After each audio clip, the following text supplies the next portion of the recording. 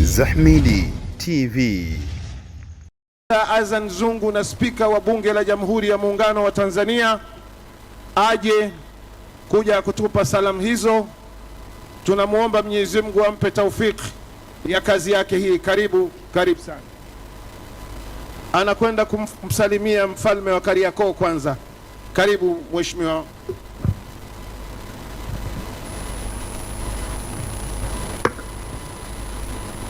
Bismillahirrahmanirrahim.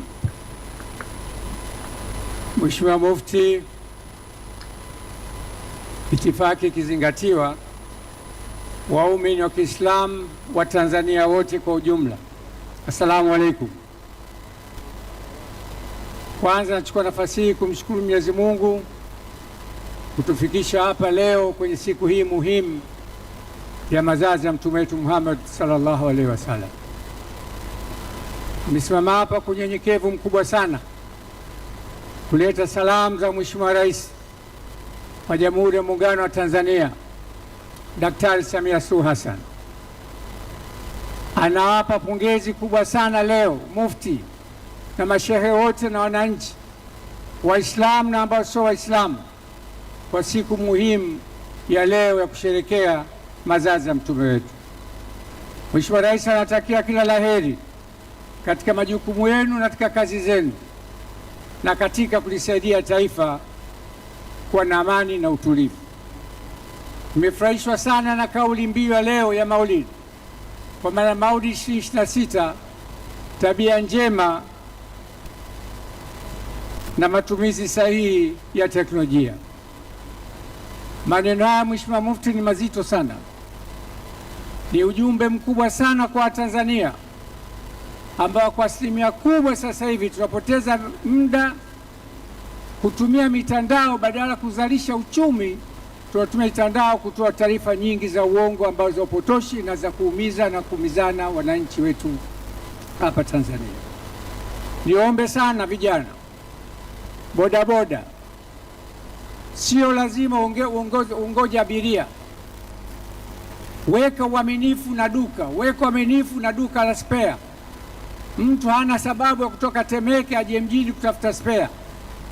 Mchukulie spare yake, baada ya kuchukua abiria unaongeza jitihada za mapato yako kwa ubunifu wa kuweza kufanya delivery ya spare, chakula na vitu mbalimbali. Tuitumie mitandao hii kutangaza biashara zetu. Tusitumie mitandao kwa vitu ambavyo havina tija kwako. Utaratibu wa sasa hivi ambao vijana wengi mpo mhangaike na kutazama dira ya taifa 2050. Dira hii imewagusa vijana. Rais wetu amewagusa vijana kwenye dira 2050 ili muweze kuona matunda, na siku utapoacha muda wake 2030 aondoke na nyinyi na tabasamu ya kujua huyu rais katuachia haya kama sisi wa Tanzania wake. Naomba sana fursa za kiteknolojia zitumike kwa maslahi makubwa ya kiuchumi na maslahi ya kuleta amani kwenye taifa letu. Tusijiingize kwenye makundi ambayo hayana msingi wowote, wala tusijiingize makundi kugombana. Kila mtu kapangiwa riziki yake. Ukikosa leo utapata kesho, ukupata hapa utapata kesho mbinguni kwa Mwenyezi Mungu. Baada ya maneno haya, nawashukuru sana Mheshimiwa Mufti, nimshukuru Kaimu Shehe wa Mkoa kwa shughuli hii nzuri.